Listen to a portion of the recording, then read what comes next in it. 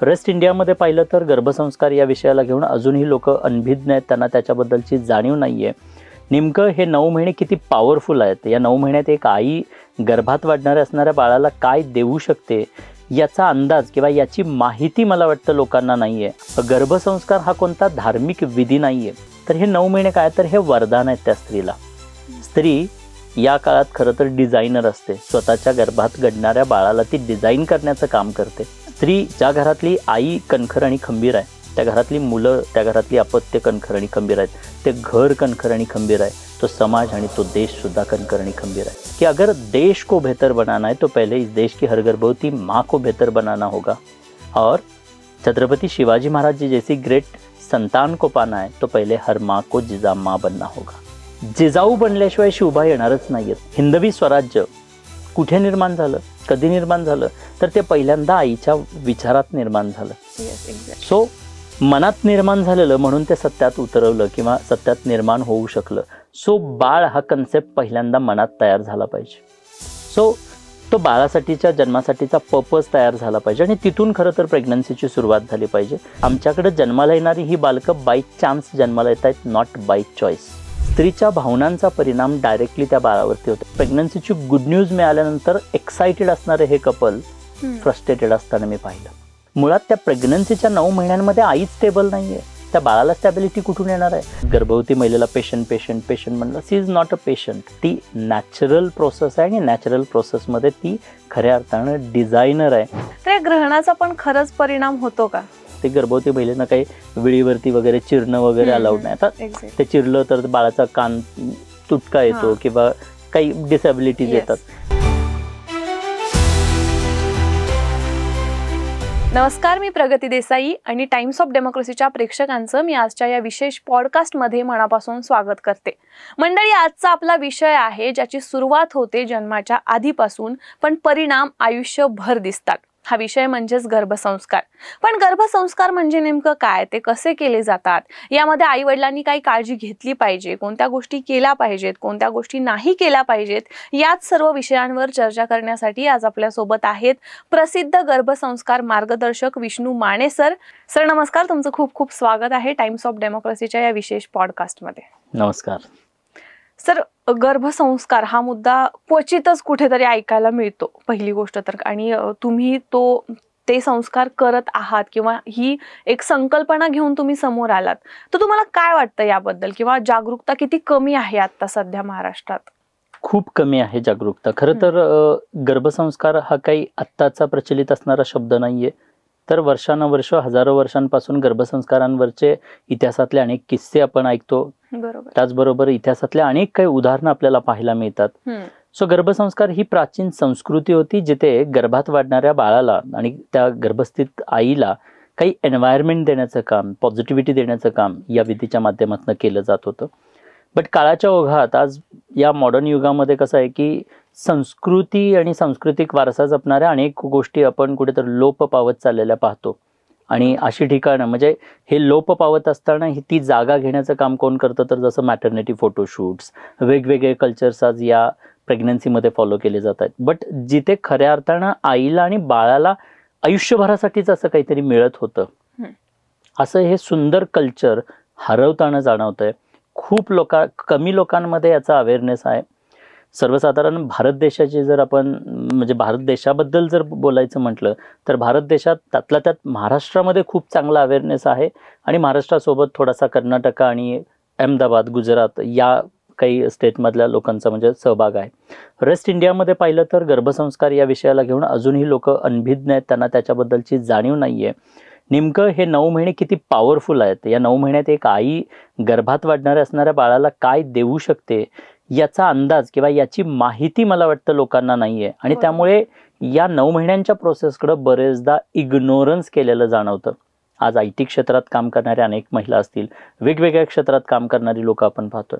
So जे काही technology आणि या सगळ्या क्षेत्रात आपल्याला वाहून घेतलेलं असताना मॉडर्नायझेशन आपण अडॉप्ट केलेलं आहे, पार्ट्या किंवा अनेक गोष्टी अशा प्रकारचं कल्चर आपण अडॉप्ट करत चाललेलो आहोत. बट प्राचीन ज्याच्यातून खरं तर भारताचं फाउंडेशन होत होतं, इवन त्या बाळाचं फाउंडेशन जिथं होत होतं, तोच भाग आज कुठेतरी लोक विसरत आहेत. अगदी 100% मी तुमच्या मुद्द्याला ॲग्री करेन.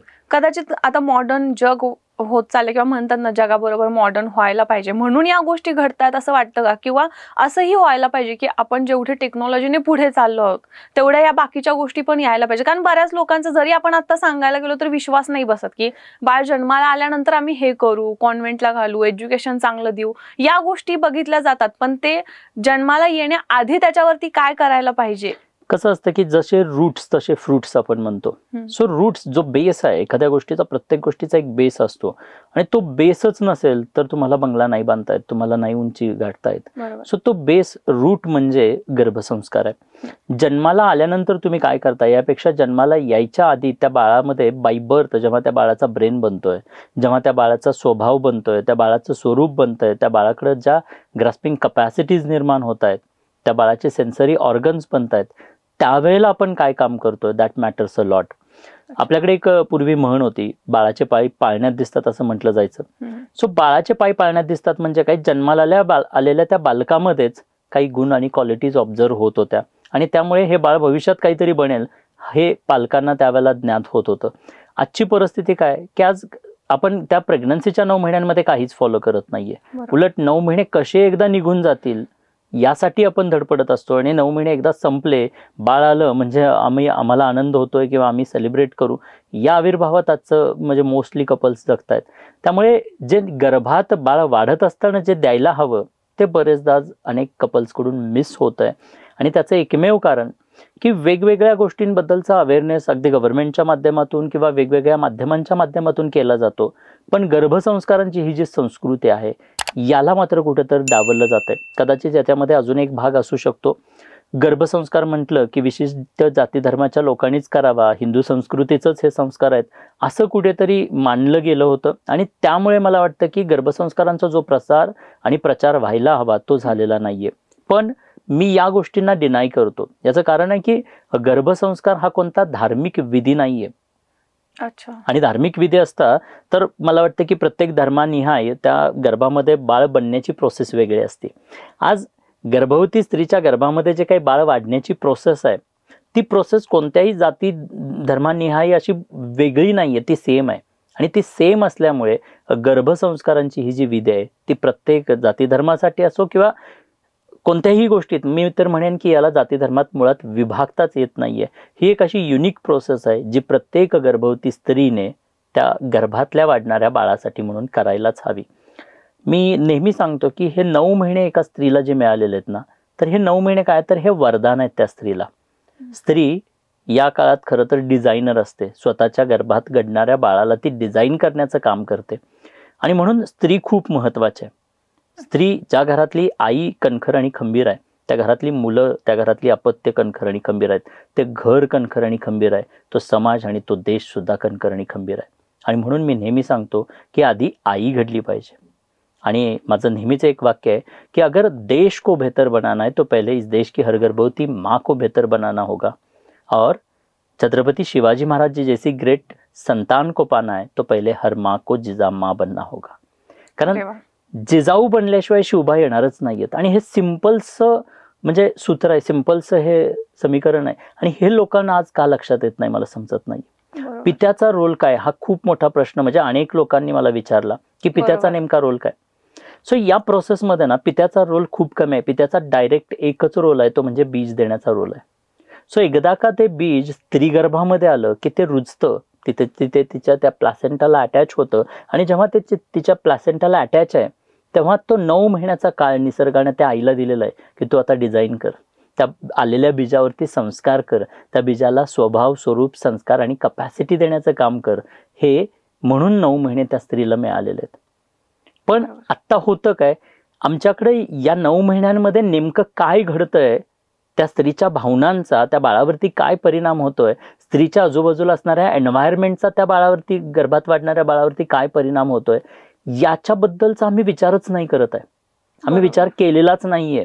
आणि त्यामुळे आज गर्भात जेव्हा त्या बाळाचा ब्रेन बनतोय, बाळाचे सेन्सरी ऑर्गन्स बनत आहेत, बाळाची ग्रास्पिंग कपॅसिटी बनते, बाळाचा स्वभाव बनतोय, त्यावेळेला मात्र ते खऱ्या अर्थानं ती आई किंवा ते वडील मिसिंग आहेत. नेमकं कसं इम्पॅक्ट होतं, म्हणजे जर एखादी स्त्री इमोशनली वीक असेल किंवा काही प्रॉब्लेम असेल किंवा खाण्यापिण्यातून या सगळ्या गोष्टींचा नेमका कसा परिणाम होतो आणि कोणत्या महिन्यापासून होतो? खूप चांगला प्रश्न केलात. कोणत्या महिन्यापासून? मी तर म्हणेन कन्सिव्ह करायच्या आधीपासून. बिकॉज हिंदवी स्वराज्य कुठे निर्माण झालं, कधी निर्माण झालं, तर ते पहिल्यांदा आईच्या विचारात निर्माण झालं. Yes, exactly. सो मनात निर्माण झालेलं म्हणून ते सत्यात उतरवलं किंवा सत्यात निर्माण होऊ शकलं. सो बाळ हा कन्सेप्ट पहिल्यांदा मनात तयार झाला पाहिजे. सो तो बाळासाठीच्या जन्मासाठीचा पर्पज तयार झाला पाहिजे आणि तिथून खरं तर प्रेग्नन्सीची सुरुवात झाली पाहिजे. आणि आमच्याकडं अशी सुरुवात होत नाही. आज भारतामध्ये जवळजवळ 80,000 बालकं दररोज जन्माला येतात. भारताची आबादी पाहिली तर आबादी कमी नाही, 150 करोडांवरती आपण पोहोचतोय आता. सो आबादी कमी नाहीये, पण देश आबाद होत नाही. ऑलिम्पिक होता त्या दिवशी लक्षात येतं की आम्ही कुठे आहोत. हे का? याचं कारण की जेव्हा की आमच्याकडे जन्माला येणारी ही बालकं बाय चान्स जन्माला येत आहेत, नॉट बाय चॉईस. म्हणजे काय? तर लग्न झालंय म्हणून फक्त आपण बाळाला जन्माला घालतो. आमच्याकडे बाळाच्या जन्मासाठीचं काही नियोजन, काही पर्पज, काही कारण नाहीये. परंपरा आहे म्हणून होतं. येस, सगळेच लग्न झालं की सगळेच बाळाला जन्माला घालतायत म्हणून आम्हीही घालतोय. पण अशा पद्धतीनं डोळे झाकून जर का अशा पद्धतीनं बाळाला जन्माला घालणार असू तर ते येणारं बाळ त्या कुटुंबाचं भवितव्य किंवा देशाचं काहीतरी प्रतिनिधित्व करेल, भवितव्य ठरेल, याची शक्यता खूप कमी आहे. आणि मला वाटतं की त्याचमुळे 150 करोडांची आबादी असताना सुद्धा एखादं ऑलिम्पिक पदक आणण्यासाठी सुद्धा आम्हाला स्ट्रगल करावं लागतोय. म्हणजे इथे क्वांटिटी कमी नाहीये, व्हॉट अबाउट द क्वालिटी. आता क्वालिटी कशाची? तर आपल्याकडे प्रॉब्लेम काय आहे की आपण फक्त शारीरिक डेव्हलपमेंटसाठी फोकस्ड आहोत. गरीब असो, श्रीमंत असो, कोणतीही आई असो, कोणतंही ते कपल असो, बाळाच्या शारीरिक डेव्हलपमेंटसाठी खूप प्रयास आणि परिश्रम घेताना दिसतं की ते सुंदर असायला पाहिजे, त्याच्या हातापाय व्यवस्थित असले पाहिजेत, ते व्यवस्थित असलं पाहिजे, अबनॉर्मॅलिटीज त्याच्यामध्ये नसाव्यात. म्हणजे फिजिकली ते फिट असावं यासाठी आम्ही डाएट घेतोय, न्यूट्रिशियस आहार घेतला जातोय. आम्ही बाळाचं स्कॅनिंग करतोय वीक वाईज, बाळ व्यवस्थित आहे का, त्याचे ऑर्गन्स व्यवस्थित वाढत आहेत का, हे सगळं आम्ही मॉनिटर करतोय. आम्ही मेडिसिन्स घेतोय, आम्ही सप्लिमेंट घेतोय. म्हणजे शारीरिकदृष्ट्या बाळ चांगलं बनावं यासाठी आम्ही खूप परिश्रम करतोय. मग प्रश्न हा येतो की बाळ फक्त शरीराने जन्माला येते का? तर नाहीये. येणारं बाळ फक्त शरीर घेऊन येत नाही, शरीरासोबत काही कपॅसिटीज घेऊन येत आहे. ती ग्रास्पिंग कपॅसिटी घेऊन येते, त्याचा EQ, IQ, AQ, CQ हे क्वेश्चन्स डेव्हलप होत आहेत, त्याचे स्वभाव घेऊन येत आहेत, ते म्हणजे प्रोसेसिंग स्पीड, प्रोसेसर घेऊन येते. सो जन्माला येणारं बाळ फक्त शरीरानं जन्माला येत नाहीये. आणि त्यामुळे त्या बाळाच्या मेंटल, इमोशनल, इंटलेक्च्युअल डेव्हलपमेंटसाठी सुद्धा, म्हणजेच त्या अंतर्गत व्यक्तिमत्वासाठी सुद्धा गर्भात असताना काम केलं गेलं पाहिजे. सो ह्या दोन्ही गोष्टी एक आहेत. मन आणि बॉडी, मन आणि शरीर हे एक सिस्टीम आहे. हे दोन्ही असल्याशिवाय फक्त शरीरानं बाळ सुंदर असून चालेल का? नाही चालणार आहे. शरीरासोबत अंतर्गत व्यक्तिमत्व खूप सुंदर असायला पाहिजे. जसं छत्रपती शिवाजी महाराज शारीरिकदृष्ट्या पाहिले तर ते आपल्यासारखेच सर्वसाधारण होते, बट मानसिकदृष्ट्या ते एवढे कणखर आणि खंबीर होते की बलाढ्य, शारीरिकदृष्ट्या बलाढ्य असणाऱ्या अफजल खानाचा कोथळा बाहेर करताना क्षणभरही ते बिचकले नाहीत, थांबले नाहीत, घाबरले नाहीत. सो ती जी ताकद आहे ना, ते धैर्य, ते दृढनिश्चय, ती प्रोसेसिंग स्पीड, ती मानसिकता, ती कणखरता, ती खंबीरता, ते करेज, हे तुमच्या डोक्यात आहे, ते मनात आहे, ते स्वभावात आहे. म्हटलं जातं ना की धार तलवार में नाही, धार तलवार चलाने वाले के मन में होनी जरुरी है. सो तलवार असून फायदा नाहीये, धार त्या मनात असली पाहिजे.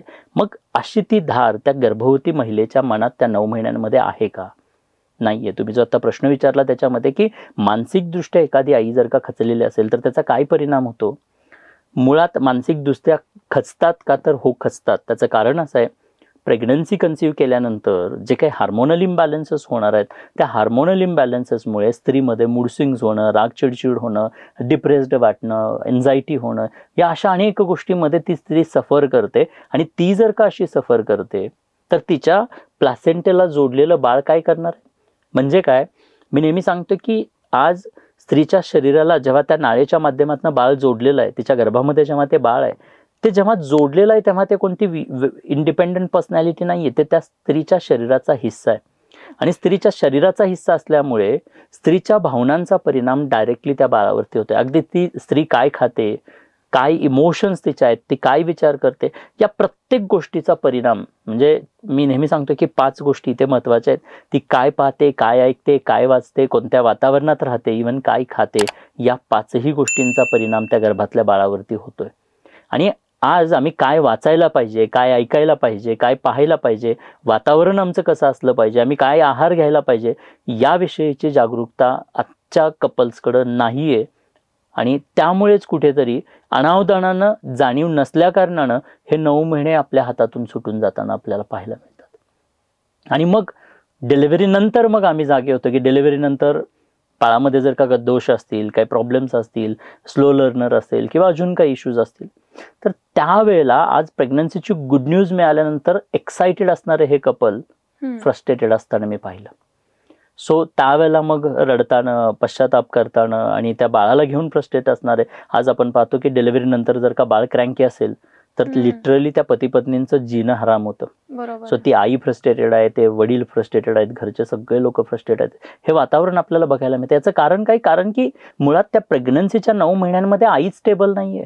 त्या बाळाला स्टॅबिलिटी कुठून येणार आहे? ते पीस आणि स्टॅबिलिटी येणं खूप गरजेचं आहे. एक उदाहरण देईन. आमच्याकडे एक निहिरा नावाची एक बेबी आहे. सो तिची आई खरं तर जॉब निमित्त किंवा काही कामानिमित्त पती पत्नी दोघेही जग फिरत असायचे. सो कन्सिव्ह करायचं म्हटल्यानंतर पहिला त्यांच्या डोक्यातला विचार होता की आपण कन्सिव्ह केलं, बाळ आलं तर मग आपली जबाबदारी वाढली, आपल्याला रिस्ट्रिक्शन्स आले, आपल्याला फिरता येणार नाही, आपल्याला अडथळे येणार, आपल्याला अडचणी येणार. मोस्ट ऑफ द कपल मला वाटतं की बाळाला जन्माला घालायचं म्हणलं की हा विचार करतं. त्यांच्याही डोक्यात हा विचार आलेला. बट मातृत्व तर अनुभवलंच पाहिजे. त्यांनी बाळाला जन्माला घालण्याचा निर्णय घेतला. ती आई आमच्या सोबत 9 महिन्यांसाठी गर्भसंस्कारांसाठी जोडली गेली. त्यांनी त्या पहिल्या दिवसापासून सगळ्या प्रोसेस ज्या काही आम्ही शिकवतो ती सगळी प्रोसेस फॉलो केली. आणि फॉलो केल्याचा परिणाम काय झाला? ती आई सांगते की सर 20 महिन्याची माझी बेबी गर्ल झाली. त्यांना 20 महिन्यांचं बाळ आहे. बट 20 महिन्याच्या एजमध्ये 20 महिन्याच्या एजपर्यंत आज त्या निहिराला घेऊन 45 फ्लाईट, 19 कंट्रीज आणि 3 कॉन्टिनेंट फिरून आलो. कसलाही त्रास नाहीये. ती आई एवढी हॅपी आहे. ती म्हणते की सर मला जे आधी वाटत होतं की आम्हाला रिस्ट्रिक्शन्स येतील, अडथळे येतील, अडचणी येतील, खरं तर आमच्यासाठी हे ब्लेसिंग आहे की आम्ही आमचं पॅरेंटहूड, मदरहूड एक्सपिरियन्स म्हणजे सेलिब्रेट करतोय. त्या बाळाला घेऊन आम्ही जग फिरतोय आणि ती एवढी कॉपरेट करते, एवढी छान आहे, एवढी समंजस आहे की आम्हाला सेलिब्रेट करता येते आमच्या बाळासोबत. आम्ही जग फिरतोय बाळाला घेऊन. म्हणजे हे पण शक्य आहे. हे पण शक्य. आणि हे एक उदाहरण सांगितलं, अशी हजारो उदाहरणं मी देऊ शकतो. जे मी मगाशी सांगितलं ना की मूड स्विंग्स होत आहेत किंवा त्या इमोशन्स, मेनली इमोशन्स, स्त्रीच्या इमोशन्स इथे खूप मॅटर करतात. आणि म्हणून त्या इमोशन्सवरती खूप काम केलं गेलं पाहिजे. जसं की गव्हर्नमेंट असेल, घराघरातली आजची आई असेल, ती एका बाजूवरती काम करते, शारीरिक डेव्हलपमेंटवरती काम करते. पण आम्ही जे काही आज काम करायला सुरुवात केली तर ती म्हणजे स्त्रीच्या मानसिक, भावनिक किंवा तिच्या इंटलेक्च्युअल, त्या अंतर्गत व्यक्तिमत्वावरती काम करायला चालू केलं. आणि त्याच्यामुळे तिच्यामध्ये जेव्हा स्टॅबिलिटी आली, ऑटोमॅटिकली त्या बाळामध्ये सुद्धा स्टॅबिलिटी, पीस आलेलं आपल्याला पाहायला मिळतं. याची प्रूफ काय? कारण बरेचदा मी बोलून फक्त चालणार नाहीये ना. तर त्याची प्रूफ काय? तर त्याचं प्रूफ म्हणजे मला असं वाटतं की जसं आता तुम्ही आणि तुमचा लहान मोठा भाऊ बहीण कोण असेल, तुम्ही एकसारखे आहात का दोघे? नाही. दोघांमध्ये फरक आहे. होय, बरोबर. खूप फरक आहे. पण बायोलॉजी अशी सांगते किंवा मेडिकल सायन्स असं सांगतं की जर DNA सेम आहे, आई वडील सेम आहेत, तर जन्माला आलेली बाळं सुद्धा सेमच असायला पाहिजेत. मग सेम का नाहीये तुम्ही दोघे?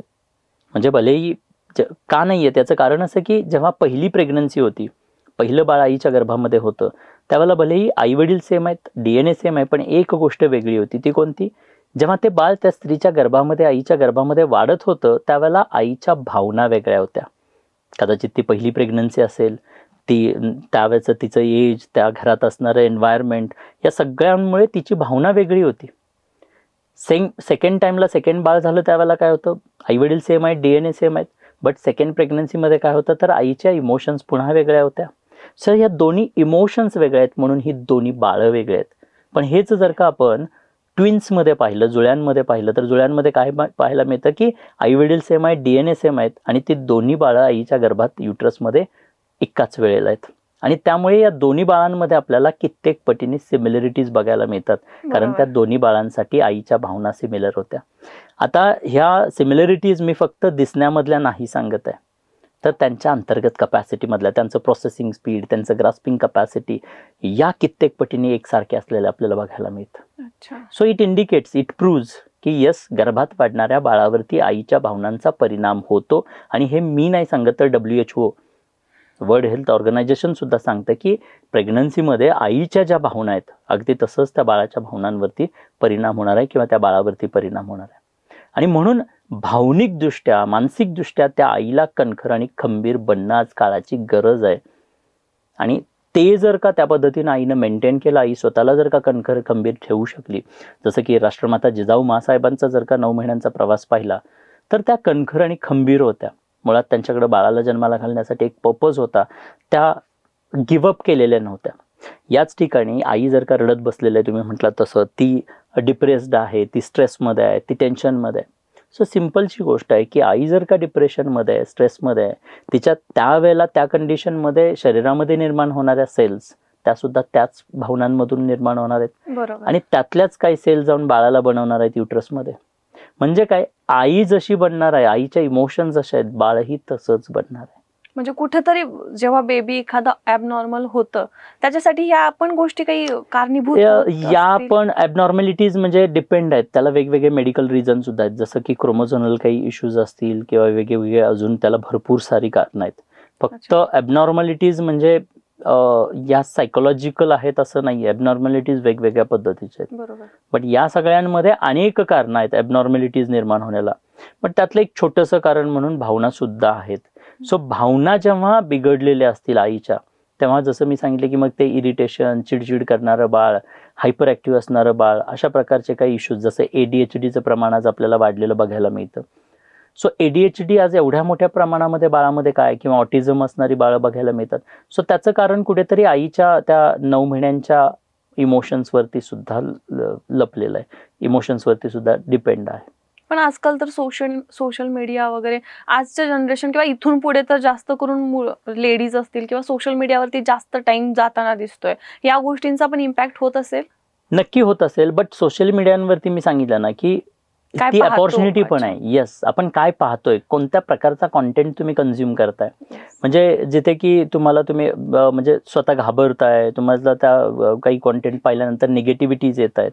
सो हे निगेटिव्ह कॉन्टेंट तुम्ही कन्झ्युम करताय तर डेफिनेटली तुम्ही निगेटिव्हच असणार आहेत. या निगेटिव्ह कॉन्टेंट कन्झ्युम करण्याचा किंवा निगेटिव्ह वातावरणाचा, निगेटिव्ह न्यूजचा काय परिणाम होतो याचं एक उदाहरण देईन की आज मिसकॅरेजेस, अनेक म्हणजे महिलांना रिपिटेटिव्ह मिसकॅरेजेस होताना मी पाहिलेलं आहे. सो 4 वेळेला, 5 वेळेला, 6 वेळेला मिसकॅरेजेस झालेले आहेत. हे मिसकॅरेजेस का होत आहेत याचं कारण असं आहे की त्या स्त्रीनं एकतर ती सेन्सिटिव्ह आहे, तिनं कोणाचं तर ऐकलेलं आहे, कोणाचं तर पाहिलेलं आहे, किंवा स्वतः तिचा पहिला एक्सपिरियन्स मिसकॅरेजेसचा होता. सो सेकंड टाइम जेव्हा ती कन्सिव्ह करते त्यावेळेला ते लिटल व्हॉइसेस पॉपअप करतात की मिसकॅरेजेस तर होणार नाही ना, प्रॉब्लेम तरी होणार नाही ना. आणि जे मिसकॅरेजेस तरी होणार नाही ना म्हणून डोक्यात निर्माण होणारं ते पॉपअप खऱ्या अर्थानं मिसकॅरेजेस करायला म्हणजे कारणीभूत ठरतं. आणि मग डॉक्टर सांगतात की तुमचं हिस्ट्री तर म्हणजे बाकी प्रॉब्लेम तरी काही नाही आहे, बट मिसकॅरेजेस का झालं वी डोंट नो. सो त्याच्यामध्ये सायकोसोमॅटिक डिसऑर्डर्स आपण म्हणतो की हे असे जे लिटल वाईज डोक्यामध्ये बसलेले असतात, काही भीती बसलेले असतात. आपण जसं पाहतोय की आज नॉर्मल डिलिव्हरीला किंवा नॅचरल डिलिव्हरी आपण म्हणतो, सो सी सेक्शन्स मोठ्या प्रमाणामध्ये करावे लागतात. सी सेक्शन का करावे लागतात? कारण मेंटॅलिटीमधला जो पेन आहे, मानसिकतेमधला दर्द आहे, तोच आधी जास्त आहे. आणि त्या मानसिकतेमधल्या दर्दमुळे, पेनमुळे रियालिटीमध्ये जो दर्द आहे तो फेसच करत नाहीयेत आणि त्याच्या आधीच गिव्हअप केलेलं असतं. सो मनानं हारलेली माणसं रणात जिंकू शकत नाहीत आणि मनानं जिंकलेली माणसं रणात कधी हारू शकत नाहीत. सो मनानंच जर काही आई हारलेली असेल तर जिंकणं फार मुश्किल आहे. आणि म्हणून मग कारण नसताना, म्हणजे डॉक्टरांची इच्छा नसताना सुद्धा बरेचदा मग सी सेक्शन्स करावे लागतात. कारण अगदी तो टाइम खूप महत्त्वाचा असतो. कॉम्प्लिकेशन्स वाढले, काही इश्यूज झाले तर मग तिथे आईला किंवा बाळाला धोका होऊ शकतो आणि म्हणून सेफ सुरक्षिततेसाठी म्हणून मग सी सेक्शन्स करावे लागतात. सर ॲक्च्युली आता सरोगसीचं प्रमाण पण जास्त प्रमाण वाढलेलं आहे, तर मग त्या सिच्युएशनमध्ये पण गर्भसंस्कार करता येतात का? खरं तर करायलाच पाहिजेत. सरोगेटेड मदर असली म्हणजे त्या बाळावरती चांगले संस्कार नकोत किंवा त्या बाळाला चांगल्या कपॅसिटीज नकोत असं कोणत्याही वडिलांना, कोणत्याही पालकांना वाटणार नाहीये. सो सरोगेटेड मदर असली तरी सुद्धा गर्भसंस्कार हे करायलाच पाहिजेत, अगदी प्रॉपर वेमध्ये करायला पाहिजेत, जेणेकरून त्या गर्भात वाढणाऱ्या बाळावरती चांगला स्वभाव, स्वरूप, संस्कार, कपॅसिटीज चांगल्या डेव्हलप होतील. आणि मग डिलिव्हरीनंतर त्या बाळाला जे काही तुम्ही एन्व्हायरमेंट द्याल, त्याच्यामध्ये त्या कपॅसिटी उत्कृष्ट असाल तर ते बाळ खूप मोठ्या उंचीवरती जाऊ शकतं. त्यामुळे इथे सुद्धा गर्भसंस्कार केलेच पाहिजेत, अगदी 100% केले पाहिजेत. फक्त एक भाग आहे तो म्हणजे इमोशनल अटॅचमेंटचा. म्हणजे Okay. डिलिव्हरी नंतर त्या बाळाची या आई वडिलांसोबतची ती जी काही अटॅचमेंट आहे त्या अटॅचमेंटसाठी डिलिव्हरी नंतरचा तो काळ मला वाटतं की त्या पालकांनी खूप छान पद्धतीनं द्यायला पाहिजे, तिथे ती अटॅचमेंट होऊ शकेल. पण गर्भसंस्कार मात्र निश्चितच करायला पाहिजेत. आणि अजून एक महत्वाचं म्हणजे सर की आजकाल कपल्स जास्त पार्टीज वगैरे किंवा अल्कोहोल, सिगरेट, स्मोकिंग या गोष्टी जास्त प्रेफर करतात. तर याचा पण कुठेतरी चुकीचा परिणाम होत असेल का? निश्चितच. जसं मी 5 गोष्टी सांगितल्या की तुम्ही काय खाता, काय पिता किंवा तुमच्या आहाराच्या माध्यमातून काय जातंय, तुमच्या 5 सेन्सरी ऑर्गनच्या माध्यमातून तुमच्या बॉडीमध्ये काय जातंय, त्या प्रत्येक गोष्टींचा परिणाम होताना पाहायला मिळतं. सो नॉर्मली अल्कोहोल कन्झम्पशन जर असेल तर त्याचा बाळाच्या ब्रेनच्या डेव्हलपमेंटला घेऊन अनेक इश्यूज होत आहेत आणि बाळामध्ये खूप काही ॲबनॉर्मॅलिटीज आलेल्या जाणवलेल्या आहेत किंवा जाणवतात. तर त्यामुळे alcohol consumption during the pregnancy completely अवॉइडच असायला पाहिजे. त्यातल्या त्यात जसं मी तर नेहमी रिकमेंड करतो की ॲटलिस्ट 3 महिने आधी, म्हणजे कन्सिव्ह करायच्या आधी 3 महिन्यापासून पती पत्नींनी आणि कन्सिव्ह केल्यापासून ते स्तनपान करतायत तोपर्यंत त्या महिलेनं हे अल्कोहोल किंवा स्मोकिंग अशा कोणत्याही अंमली पदार्थांचं सेवन रोखलं पाहिजे, का तर त्या बाळावरती, त्या बाळाच्या डेव्हलपमेंटवरती काही इम्पॅक्ट होऊ नये म्हणून. पण आता सर तुम्ही याच्यासोबत अजून एक मुद्दा सांगितला होता की आपण काय वाचतोय किंवा काय पाहतोय हे पण जास्त मॅटर करतं. तर मग प्रेग्नेन्सीमध्ये आध्यात्मिक पुस्तकच वाचली पाहिजेत की छत्रपती शिवाजी महाराजांनाच वाचलं पाहिजे, असं काही आहे का त्यामध्ये? हो, नक्कीच आहे. वाचायचं काय, that matters a lot again. कारण तुमचं चॉईसेस, मी नेहमी म्हणतो की चॉईस खूप महत्त्वाचे आहे. तुम्ही काय चॉईस करताय. सो प्रेग्नन्सीमध्ये तुमच्या वाचनाचा म्हणजे जसं तुम्ही वाचणार आहात तसे तुमच्या भावना बनणार आहेत आणि जशा भावना बनणार आहेत तसाच इम्पॅक्ट होणार आहे. सो पूर्वी जर राष्ट्रमाता जिजाऊ माँसाहेबांनी जर पाहिलं तर त्यांनी काय वाचलं, तर त्यांनी महाभारत, रामायण वाचलं. याचं कारण काय, कारण आईला माहिती होते की माझं बाळ येणार आहे, पण कशासाठी, माझं वंशाचा दिवा म्हणून नाही, तर ते हिंदवी स्वराज्य निर्माण करण्यासाठी येणार आहे, एक राजा बनण्यासाठी येणार आहे. मग राजा बनण्यासाठी जर येणार असेल तर मग बेस्ट राजा कोण आहे, तर आईला वाटलं की प्रभू रामचंद्र. सो प्रभू श्रीरामांचं चरित्र, आत्मचरित्र आईनं वाचलं, अभ्यासलं. भीमासारखे म्हणजे शूरता, वीरता बाळाकडे असली पाहिजे, त्यामुळे त्यांचं आत्मचरित्र वाचलं. सो रामायण, महाभारत, कारण त्यावेळेचा तो काळ हातामध्ये तलवार घेऊन किंवा युद्ध करण्याचा होता, त्यामुळे त्या काळात ते गुण, त्या क्वालिटीज येण्यासाठी ते कल्चर किंवा त्या गोष्टी वाचणं खूप जरुरी होतं. पण आज काळ बदलला आहे.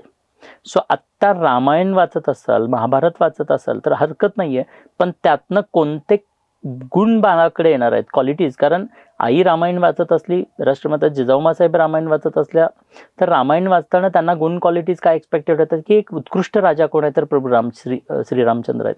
सो रामामधल्या जे काही गुण, क्वालिटीज आहेत त्या क्वालिटीज माझ्या बाळामध्ये याव्यात, यासाठी त्यांनी, म्हणजे थोडक्यात काय मी म्हणेन तर प्रभू रामचंद्रांना मॉडेल करण्याचं काम, त्यांच्यातले चांगले कणागुण माझ्या बाळामध्ये येत आहेत यासाठी, ते व्हिज्युअलाइज करण्यासाठीचं काम, यासाठी त्या गोष्टी खूप मदत करणाऱ्या होत्या. सो आजच्या काळात आज जर तुमचं बाळ समजा क्रिकेटच्या माध्यमातून भारताचं प्रतिनिधित्व करण्यासाठी जन्म घेत असेल तर मग काय म्हणजे वाचायला पाहिजे, तर मी म्हणेन की Sachin Tendulkar, God of cricket वाचायला पाहिजे, जेणेकरून त्यांच्याकडच्या ज्या क्वालिटीज आहेत त्या क्वालिटीज ऑब्झर्व केल्या गेल्या पाहिजेत आणि त्याच क्वालिटीज माझ्या बाळामध्ये येत आहेत, यासाठी म्हणून हे वाचन केलं गेलं पाहिजे. इन शॉर्ट, मॉडेलिंग केलं गेलं पाहिजे. आणि मग तसे गुण, तशा क्वालिटीज येण्याच्या संदर्भात, म्हणजे आपण मराठीमधली म्हण आहे की ज्या गावाला जायचं नाही त्या गाडीत बसायचंच नाही. सो आम्हाला तिकडे जायचंच नाही आणि त्या रिलेटेड जर आम्ही वाचत असेल तर त्याच्यातनं अगेन त्याच्यातनं काही गुण, क्वालिटीज जे बाळ ज्यासाठी आलेलं आहे किंवा ज्या क्वालिटीज तुम्ही बाळामध्ये एक्सपेक्ट करताय त्या मिळणार असतील तर ते वाचायलाच हवं. उदाहरणार्थ, एक उत्कृष्ट उद्योजक बनायचं आहे, बाळ उत्कृष्ट उद्योजक बनणार आहे, हा जर तुमचा हेतू असेल तर मला वाटतं की धीरूभाई अंबानी, रतन टाटा साहेब यांना वाचलं पाहिजे की रतन टाटा साहेबांच्या ज्या गुण आणि क्वालिटीज होत्या त्या माझ्या बाळामध्ये उतराव्यात. त्या गुण, क्वालिटीजसाठी रतन टाटा साहेब जरूर वाचले पाहिजेत. सो आज काळ बदलला आहे, तर बदलत्या काळानुसार आजच्या काळात बाळाला ज्याची गरज आहे, ज्या गुण, ज्या क्वालिटीची गरज आहे त्याच रिलेटेडचा कॉन्टेंट वाचला पाहिजे, इव्हन ऐकला पाहिजे, इव्हन पाहिला पाहिजे. अच्छा, म्हणजे आई वडिलांनी बाळाला जन्म देण्याआधी ठरवलं पाहिजे की आपण याला काय बनवायचंय. काय बनवायचं नाही, तर बाळाला जन्माला घालण्यासाठीचा पर्पज शोधणं खूप गरजेचं आहे. आता जिजाऊंचं बाळकडू ही जी काही कार्यशाळा आमची ऑफलाईनमध्ये होत असते किंवा ऑनलाईनला कार्यशाळा घेतो, तर या कार्यशाळेमध्ये पती पत्नींना तो पर्पज, बाळाच्या जन्मासाठीचा एक पर्पज शोधायला आम्ही मदत करतो. आणि तो पर्पज दिल्यामुळे मग एकदा म्हणजे म्हणतो ना की आपण कुठे जायचं हे एकदा निश्चित झालं ना, तर कसं जायचं, त्यासाठी कोणती गाडी पकडायचं याचं नियोजन करता येतं. बरोबर. सो प्रेग्नन्सीच्या 9 महिन्यांचं नियोजन सुद्धा तुम्हाला पर्पज शोधता आला तर पुढचं नियोजन सुद्धा करता येतं. आणि ते नियोजन करायला, गुड क्वालिटीज, कपॅसिटीज शोधायला आज ही कार्यशाळा लोकांना खूप मदत करते. त्यामुळे लाखो लोक आजपर्यंत या कार्यशाळेला अटेंड केलेले आहेत आणि त्यांना तो म्हणजे प्रकाश, त्यांचा दृष्टिकोन बदलण्याचं काम या कार्यशाळेमधून आम्ही करत आलेलो. आणि अजून एक सर गोष्ट बोललात तुम्ही की वडिलांचं खूप कमी रोल असतो यामध्ये, पण कुठेतरी त्या लेडीजचे मूड स्विंग्स असतील किंवा इमोशनली अटॅचमेंट असेल ती जास्त करून तिच्या हजबंड सोबतच असते. ऍब्सोल्युटली. तर त्या केसमध्ये काय काळजी घेतली नाही, मी पाहिजे? कमी रोल आहे couples असं म्हटलं नाही, तर मुळात मेन काय, वडिलांचा रोल पहिला आहे तो डायरेक्ट रोल आहे. तो कोणता, तर बीज देण्याचा रोल हा डायरेक्टली पतीचा रोल आहे. अच्छा. त्यानंतर सेकंडरी रोल आहे, तो रोल म्हणजे इनडायरेक्ट आहे. आणि तो इनडायरेक्ट रोल म्हणजे वातावरण देण्याचा. कारण जी स्त्री घर सोडून त्या नवऱ्यासोबत आलेली आहे, ज्याच्या सोबत म्हणून म्हणजे तिनं सगळ्या गोष्टी त्यागलेल्या आहेत, सो ऑब्विसली तिचे एक्सपेक्टेशन असते की तिचा पती तिच्या सोबत असावा. त्या प्रत्येक गोष्टीमध्ये पती सोबत असेल तर ती कोणत्याही गोष्टीशी फाईट करायला तयार. मग ती सोबत म्हणजे काय, तर फिजिकल सोबत नाही म्हणत आहे, ती इमोशनल सोबत. म्हणजे तिला हरू न देण्याचं काम, तिला जे पॉझिटिव्हिटी देण्याचं काम, तिला तिच्या चेहऱ्यावरती स्माईल आणण्याचं काम, तिला आनंद देण्याचं काम, तिला म्हणजे एनकरेज करण्याचं काम, हे पतीचं आहे. आणि फक्त पतीचंच नाही आहे, तर इनलॉजचं सुद्धा आहे. इव्हन आज मी म्हणतो की अनेक कॉर्पोरेट्समध्ये महिला काम करतात. सो त्या कॉर्पोरेटमध्ये सुद्धा काम करत असताना त्या महिलेला वेगळा म्हणजे केबिन दिलं गेलं पाहिजे, तिथे तिला विशेष काळजी घेतली गेली पाहिजे. म्हणजे तिच्या चेहऱ्यावरती आनंद कसा येईल, ती हॅपी कशी राहील, ती ॲक्टिव्ह कशी राहील, ती एनर्जेटिक कशी राहील, ती पीसफुल स्टेबल कशी राहील, याकडं लक्ष दिलं गेलं पाहिजे. आणि त्या गर्भवती महिलेकडे बघण्याचा मुळात सर्वांचा दृष्टिकोन आज बदलला गेला पाहिजे. मला आवर्जून एक गोष्ट सांगावीशी वाटते की प्रेग्नन्सी म्हणजे कोणता आजार नाहीये. बरेचदा गर्भवती महिलेला पेशंट पेशंट पेशंट म्हणलं, she is not a patient. ती पेशंट नाहीये, ती नॅचरल प्रोसेस आहे. आणि नॅचरल प्रोसेसमध्ये ती खऱ्या अर्थानं डिझायनर आहे. तिला म्हणजे आपल्याकडं जिच्या हाती पाळण्याची दोरी ती जग उद्धारी, अशी एक आपल्याकडे म्हण आहे. सो ही म्हण का आली असावी, तर मला म्हणजे आय एम व्हेरी क्लिअर की ही म्हण का आली, कारण खरंच जिच्या हाती पाळण्याची दोरी म्हणजे जिच्या गर्भात बाळ वाढत आहे, ती या जगाचा उद्धार करण्यासाठी स्वतःच्या बाळाला निर्माण करते. ती डिझायनर आहे आणि ती खूप विश्व बदलू शकते. सो आय ऑलवेज से की आय रिस्पेक्ट एव्हरी विमेन. त्याचं कारण असं की स्त्री सर्वात ग्रेट आहे, कारण तिनं जर ठरवलं तर ती संपूर्ण जगाला परिवर्तित करू शकते. कारण परिवर्तन तिच्या माध्यमातून जन्माला येत आहे. घराघरात आज जन्माला येणारे बाळ हे खऱ्या अर्थानं परिवर्तन आहे. मुलगा असो मुलगी असो, पण आलेलं ते बाळ जर का सुसंस्कारी छत्रपती शिवाजी महाराजांसारखं जर जन्माला येत असेल तर जग बदलायला वेळ नाही लागणार आहे, घर आणि घर बदलायला वेळ नाही लागणार आहे. आणि हे परिवर्तन कोण आणतंय, तर ती स्त्री आणते. आणि म्हणून या दृष्टीने पित्याचा रोल कमी आहे. पिता फक्त बीज देण्याचं काम करतोय, पण आई गर्भात वाढणाऱ्या त्या बाळाला डिझायनर म्हणून जन्मजात ते स्वभाव, स्वरूप, संस्कार आणि कपॅसिटी देते. आणि ज्या आईनं गर्भात वाढणाऱ्या बाळाला हे सगळं दिलेलं आहे, ते बाळ जगाच्या पाठीवर कुठेही जाऊ दे, ते भारत परिक्रमेला जाऊ दे किंवा शिकागो परिषदेला जाऊ दे, तिथे जिथे जाईल तिथे आई वडिलांचं आणि देशाचं नाव रोशन केल्याशिवाय राहणार नाहीये. स्वामी विवेकानंदांचं उदाहरण आहे. अजून एक सर प्रश्न असा माझा की ग्रहण आता नुकतंच झालं, तर या ग्रहणाचा पण खरंच परिणाम होतो का? सी, पूर्वीचा जो काळ होता ना, खऱ्या अर्थानं गर्भात वाढणारं बाळ कसं वाढतंय हे तुम्हाला काही कळत नव्हतं. त्याच्या हातापायांची वाढ होते का, त्याच्या डोक्याची वाढ होते का, त्याच्या ऑर्गनची वाढ होते का, हे समजण्यासाठीचं कोणतंही कारण अवेलेबल नव्हतं. आणि म्हणजे कोणतीही साधन सुविधा अवेलेबल नव्हती. आज मेडिकल सायन्सने एवढी छान प्रगती केलेली आहे की आज तुम्हाला म्हटलं तर आत्ता जाऊन लगेच तुम्ही तुमच्या गर्भातलं बाळ बघू शकता, त्याच्या हातापायांची डेव्हलपमेंट बघू शकता, त्याच्या ब्रेनची डेव्हलपमेंट बघू शकता. म्हणजे अनेक गोष्टी तुमच्या डोळ्यांसमोर आत्ता तुम्हाला पाहता येत आहेत. इमिडिएट पाहिजे तर पाहता येत आहेत. सो तुमच्या डोळ्यांसमोर तुमचं बाळ आहे. आणि मग ह्या कोणत्या रूढी परंपरा की जिथे तुम्हाला म्हटलं जाते गर्भवती महिलेनं काही विळीवरती वगैरे चिरणं वगैरे अलाउड नाही. आता ते चिरलं तर बाळाचा कान तुटका येतो किंवा काही डिसॅबिलिटीज येतात. पण हे कितपत रिलेट होत आहे? ग्रहणाच्या बाबतीत सुद्धा मी हेच सांगेन की याच्या पाठीमागचं सायन्स कदाचित हेच असावं की ग्रहणामध्ये जे काही विशेष डायरेक्ट किरण रेज येतात त्याचा परिणाम गर्भवती महिलेवरती आणि महिलेसोबत त्या बाळावरती होत असावा.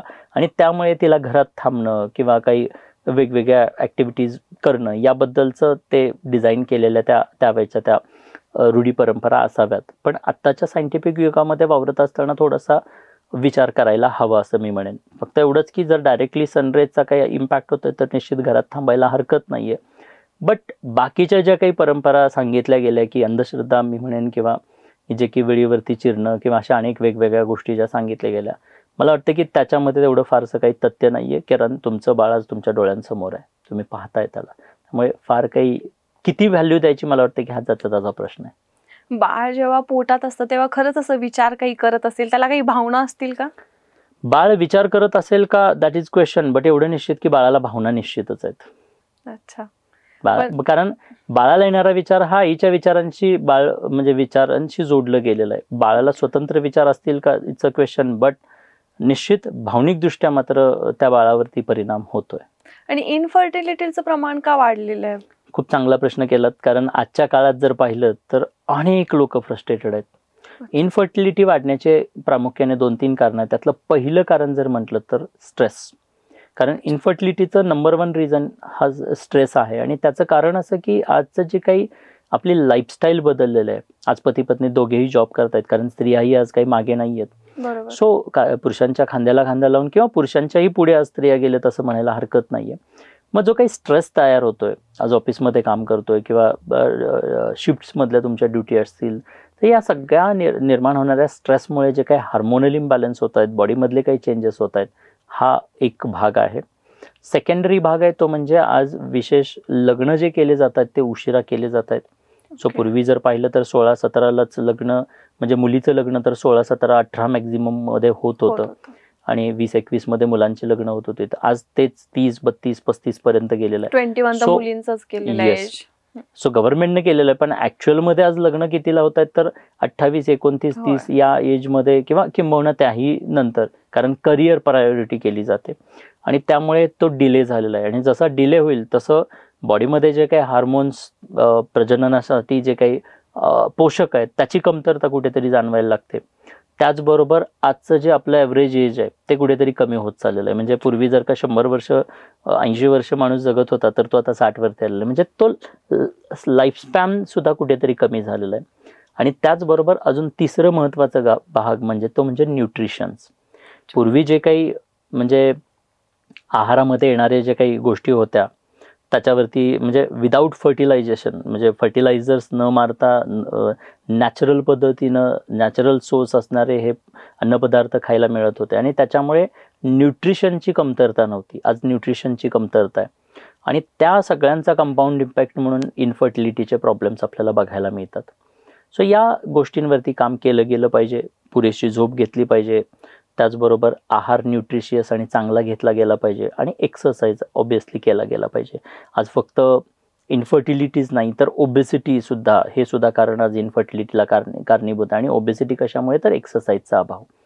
So lifestyle, exercise, food, stress या सगळ्या गोष्टी कंबाईनली इनफर्टिलिटीवरती खूप मोठ्या प्रमाणावर अफेक्ट करतायत. आणि हे जर का रिव्हर्स करता येण्यासारखं आहे तर यस, तुमचं ज्या महत्त्वाच्या गोष्टी आहेत म्हणजे आहार, झोप आणि एक्सरसाइज, या 3 गोष्टींवरती जर का प्रॉपर वेमध्ये वेळ दिला, प्रॉपरली जर सगळ्या फॉलो केल्या तर मला वाटतं की खूप छान पद्धतीनं नॅचरल कन्सेप्शन सुद्धा पॉसिबल आहेत. आमच्याकडं अनेक अशा केसेस आहेत. एक मॅडम आहेत, त्यांचं तर नाव मला आठवत नाही, सिंग आडनाव आहे. ॲट द एज ऑफ 48 वर्षी बेबी गर्लला जन्म दिलाय. लक्ष्मी समांतरा ज्या सायंटिस्ट आहेत, बेंगलोरच्या आहेत, 44 एजला त्यांनी बेबी गर्लला जन्म दिलाय नॅचरल कन्सीव्ह करून. सो प्रॉब्लेम नाहीये. म्हणजे जर तुमची लाईफस्टाईल छान असेल, जसं की अंमली पदार्थांचं सेवन नाही आणि तुम्ही तुमच्या बॉडीला रिजनरेट केलंय, तुम्ही रिव्हर्स केलंय, तर शक्य आहे. आणि अनेक लोकांचं मी तसं पाहतोय. जंक फूडमुळे पण काही निश्चित, मुळात जंक फूड म्हणजे काय तर कचरा फूड. सो तुम्ही कचरा पोटात टाकल्यानंतर त्याचा परिणाम हे तुमच्या बॉडीला निश्चित ते सहन करावेच लागणार आहेत. प्रजनन क्षमता जी काही आत जेनेटिकली आपल्या आतमध्ये आलेले आहे, त्या स्त्रीच्या आतमध्ये आलेले, पुरुषाच्या आतमध्ये, त्याच्यावरतीच डायरेक्टली इम्पॅक्ट होतोय. आणि त्यामुळे ते बाळाच्या वाढीसाठी पोषक असणारं वातावरण त्या युट्रसमध्ये तयार झालं पाहिजे. पित्याकडून येणारं बीज त्या पद्धतीचं असलं पाहिजे की ते जाईल आणि ते रुजेल. ते रुजण्यासाठीचं ते पोषकता त्या बीजाकडे सुद्धा असली पाहिजे. आणि दोघांच्याकडेही ह्या गोष्टी आज अवेलेबल नाही आहेत. आणि बिकॉज ऑफ दॅट मग इनफर्टिलिटीच्या केसेस आपण वाढताना पाहतोय किंवा वाढलेल्या पाहतोय. मुलींना आता पिरियड्समध्ये सहनशक्ती पण फार कमी झाली आहे. म्हणजे नॅचरली आता असं झालं की सगळे वर्किंग आहेत, गर्ल्स पण जॉब वगैरे करतात, त्यामुळे त्यांना ऑप्शन नसतोय की ते पेन्स नाही सहन होतं, पेन किलर खाल्ली जाते. आजकाल मार्केटमध्ये इझिली मिळून पण जातात. तर ते पिरियड्समध्ये टॅबलेट खाण्यामुळे किंवा पिरियड्स डिले करण्यासाठी पण मुली टॅबलेट्स खातात, तर त्याचा पण काही निगेटिव्ह इम्पॅक्ट होतो? निश्चितच होतोय. कारण कसं आहे, मुळात दोन गोष्टी याला सुद्धा कारणीभूत आहेत. एक म्हणजे तुमची नॅचरल इम्युनिटी जी होती, तुमचा आहार तो कुठेतरी आता बदललेला आहे. आणि सेकंड थिंग झोप. कारण तुमची पुरेशी झोप नसेल तर तुमची बॉडी रिजेन्युएट होत नाही, बॉडीचं हिलिंग होत नाही प्रॉपरली. मुळात झोप माणसाला का दिले गेलेलं आहे, कारण दिवसभर जेव्हा आपण जागे असतो, दिवसभर शरीरामध्ये जे काही सेल्सची झीज होणार आहे त्याचं मेंटेनन्स करण्याचं काम किंवा ते रिपेअर करण्याचं काम हे मोस्टली झोपेमध्ये होतं. आणि त्यामुळे झोप डिझाईन केले गेलेले आहे. जर तुम्हाला झोप प्रॉपर नसेल, तुम्ही शिफ्टमध्ये काम करतायत, 12-12 तासांच्या ड्युटीज आहेत, तुम्ही पार्ट्यांमध्ये मग्न आहात, झोपेचं कुठंतरी सॅक्रिफाईस केली जाते झोप, तर यामुळे आज हे पिरियड्समध्ये वेगवेगळे इश्यूज जाणवत आहेत. आणि त्याला पर्याय म्हटलं तर पुन्हा नॅचरल हेल्दी आणि न्यूट्रिशियस आहार घेणं, एक्सरसाइज करणं, या गोष्टींना ऑप्शन नाही आहे. आणि हे जर तुम्ही करत राहिलात तर मला वाटतं की यस, यू आर हेल्दी आणि सगळं काही तुमच्या बाबतीत चांगलं होऊ शकतं. तर आता गर्भसंस्कार म्हटलं की जनरली लोक धार्मिक विधी असं समजतात, किंवा आता काहीतरी नवीन ते आलेत पण की हे 2 थेंब घ्या, ते 4 थेंब घ्या, असं काहीतरी त्याच्यावरती धार्मिक विधी केले जातात. मग तुम्ही हे घेतल्यानंतर बाळाच्या गर्भामध्ये संस्कार वगैरे होतात. तर हे कितपत खरं आहे? खरं तर गर्भसंस्कार म्हणजे कोणताही धार्मिक विधी नाहीये. गर्भसंस्कार काय?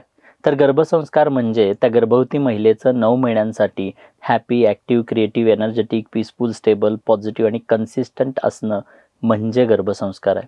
सो विनाकारण या विषयाला धार्मिकतेशी जोडलं जातं आणि मग त्यामुळे कुठेतरी आज परिस्थिती आपल्याला वेगळी दिसते. अनेक लोक या विषयापासून अलिप्त आहेत, कारण आजच्या काळात अनेक लोक धार्मिक नाही आहेत आणि वेगवेगळ्या जाती धर्मांचे लोक असतील. सो त्यांनी मग गर्भसंस्कार करायचे नाहीत का? तर त्यांनी सुद्धा करायचे आहेत. कारण गर्भसंस्कार हा कोणत्या जाती धर्माशी निगडीत असा हा विषय नाहीये, तर हे सायन्स आहे, सायकोलॉजीचं काही सायन्स आहे.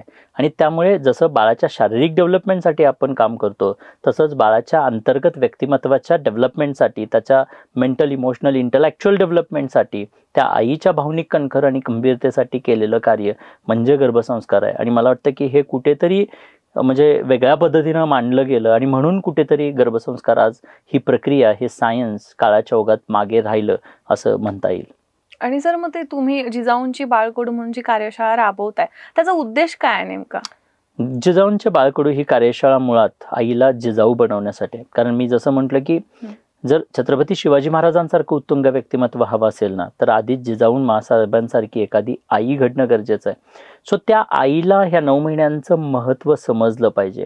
कारण तिला मिळालेले हे 9 महिने, निसर्गाने जे तिला 9 महिन्यांचा वेळ दिलेला हा ऑर्डिनरी नाही आहे. हे जे काही आज बाळ येणार आहे ना, हे बाळ एवढ्या करीब, एवढ्या जवळ आईच्या आयुष्यात परत कधीच येणार नाहीये. त्या युट्रसमध्ये हे बाळ परत कधीच येणार नाहीये. त्यामुळे हा जो 9 महिन्यांचा काळ आहे ना, तो प्रेसियस आहे. जसे बदल हवेत, ज्या गुण, क्वालिटीज त्या आईला त्या बाळामध्ये हव्यात, त्या डेव्हलप करण्यासाठी दिला गेलेला हा वेळ आहे. आणि त्याचं अवेअरनेस, त्याची कंप्लीट जाणीव त्या पती-पत्नींना होणं गरजेचं आहे. आज प्रेग्नन्सीमध्ये असणारे हे कपल गुड न्यूज मिळाल्यानंतर फक्त डाएट वरती काम करतील किंवा दवाखान्यांमध्ये जातील, याच्या व्यतिरिक्त किंवा फार फार तर एखादं पुस्तक वाचतील, या व्यतिरिक्त वेगळा वेळ देत नाहीत. कारण इथे बरेचदा आजची ही स्त्री अनेक जबाबदाऱ्या सांभाळते. तिला घर सांभाळायचं आहे, नवऱ्याला सांभाळायचं आहे, ऑफिस सांभाळायचं आहे. ह्या अनेक जबाबदाऱ्या सांभाळत असताना निसर्गाने तिला जी एक जबाबदारी दिलेली आहे, ती जबाबदारी पूर्ण करण्यासाठी ती कुठेतरी आज म्हणजे विसरते. कारण की तिला त्याचा अवेअरनेस नाहीये. आणि म्हणून तिला त्याचा अवेअरनेस देणं आणि तिच्यासोबत तिच्या घरच्यांना हा अवेअरनेस देणं की गर्भवती महिला आहे, ती आजारी नाहीये, तिला कणखर आणि खंबीर बनण्यासाठी होणाऱ्या हार्मोनल चेंजेसमध्ये सुद्धा तिला स्टॅबिलाइज ठेवण्यासाठी, तिला पीसफुल ठेवण्यासाठी, तिला पॉझिटिव्ह ठेवण्यासाठी नवऱ्या किती मदत करू शकतो किंवा ओव्हरऑल इनलॉजनी काय मदत केली पाहिजे, त्यांचा त्या सराउंडिंगचा काय परिणाम होतोय, या सगळ्या गोष्टींचा अवेअरनेस या जिजाऊंचे बाळकडू या कार्यशाळेमधून दिला जातो. छत्रपती शिवाजी महाराजांना घडवत असताना राष्ट्रमाता जिजाऊ मासाहेबांनी ज्या पद्धतीनं कार्य केलं, ज्या पद्धतीनं गुण, क्वालिटीज, कपॅसिटीज आणि पर्पज शोधला, ॲक्टिव्हिटीज केल्या, तशाच पद्धतीनं आजच्या आईनं सुद्धा ब्रेन बनत असताना ब्रेनसाठीच्या ॲक्टिव्हिटीज, 5 सेन्सरी ऑर्गन्स बनत असताना त्या सेन्सरी ऑर्गनसाठीच्या activities, mental emotional intellectual development होत असताना त्यासाठीच्या कोणत्या ॲक्टिव्हिटीज केल्या पाहिजेत, या कंप्लीट ॲक्टिव्हिटीजचं ज्ञान या कार्यशाळेच्या माध्यमातून दिलं जातं.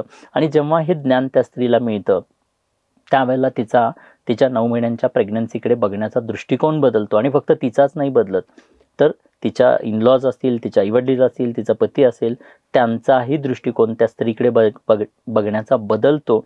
आणि मग घरातलं वातावरण खऱ्या अर्थानं आनंदी होतं, घरात पॉझिटिव्हिटी येते आणि मग प्रेग्नन्सी सेलिब्रेट केली जाते. नॉर्मली काय होतं की प्रेग्नन्सी म्हणजे प्रेशरच आहे. जे काही करायचं त्या स्त्रीनंच करायचं, जे काही सफर व्हायचं त्या स्त्रीनंच सफर व्हायचं, असं कुठेतरी आज आपल्याला बघायला मिळतं. पण हा पिक्चर बदलतानाच बघायला मिळतं. कार्यशाळेला सासू सासरे म्हणजे संपूर्ण कुटुंब येऊन कार्यशाळा अटेंड करत असतं. आणि ते अटेंड केल्यानंतर अनेक लाखो लोकांचे फीडबॅक आहेत की sir, it's a I opener for me. आमचे डोळे उघडले, आमचा दृष्टिकोन बदलला. सो या पद्धतीनं हा अवेअरनेस घराघरापर्यंत मी पोचवतोय. आणि हे पोचवण्यापाठीमागचा उद्देश तुम्ही विचारलात तर उद्देश क्लिअर आहे की घराघरातली आई बदलली पाहिजे. आणि आई बदलली तरच देश बदलेल. हे कार्य करण्यासाठी मला जे काही बळ मिळालं ते खरं तर मला माझ्या आईकडून मिळालं. मला माझ्या आयुष्यात नेहमी एक खंत राहिली की मी माझ्या आईसाठी काही करू शकलो नाही. मी 7 महिन्याचा असताना आई वारली आणि पुन्हा मला आईला कधीच पाहता आलं नाही, ना फोटोमध्ये ना कुठे. आणि त्यामुळे एक खंत होती. ज्या दिवशी हे लक्षात आलं, अभ्यास करत असताना लक्षात आलं की आई किती महत्त्वाची आहे, आई त्या गर्भात वाढणाऱ्या बाळाला काय देते याची जाणीव मला जेव्हा झाली त्या दिवशी लक्षात आलं की ही घरातल्या प्रत्येक आईपर्यंत पोहोचवण्याची गरज आहे. फक्त देश बदलावा, बाळ जन्माला आल्यावर ते काहीतरी करेल, काहीतरी बनेल, काहीतरी आपोआप बनत नाही. ते बनवावं लागतं, त्याचं नियोजन करावं लागतं. जगातलं एकमेव उदाहरण की जन्माला आल्यावर काय करायचं आहे हे जन्माला यायच्या आधीच माहिती होतं. जन्माला येत असताना, गर्भात असतानाच ज्यांचं नियोजन केलं गेलं ते म्हणजे छत्रपती शिवाजी महाराज. सो हे गर्भात असतानाचं नियोजन खऱ्या अर्थानं प्रत्येक आई वडिलांना करायची गरज आहे. आणि मग मला या नियोजनाचा जो काही भाग आहे, ही जी काही गर्भसंस्कारांची प्रोसेस आहे, ही सायंटिफिक दृष्ट्या जेव्हा मला समजली की हे कोणत्या जाती धर्मासाठीचं नाहीये, हे त्या आई आणि बाळाच्या त्या बॉन्डिंगसाठीच आहे, त्या बाळाला दिल्या जाणाऱ्या त्या शिदोरीसाठीच आहे.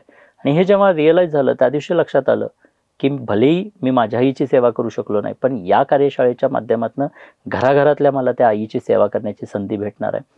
आणि त्याच हेतूनं मग मी टाटा मोटरचं रिझिग्नेशन केलं आणि पूर्ण वेळ गेली 5.5-6 वर्ष झालं मी स्वतःला या कार्यासाठी वाहून घेतलं. आणि सांगायला अभिमान वाटतोय की लगभग 30+ कंट्रीजमधनं आज लोक जोडली गेलीत. लाखो लोक आज ही कार्यशाळा अटेंड करतायत आणि अप्रतिम असे त्यांचे आशीर्वाद, मनोगत रूपी आशीर्वाद आज त्यांचे प्राप्त होत आहेत. दररोज 15 ते 20 महिलांचे फीडबॅक असतात, सर थँक्यू सो मच, तुम्ही आमचं आयुष्य बदललं. सो अनेक असे ब्लेसिंग्स या माध्यमातून मिळत आहेत.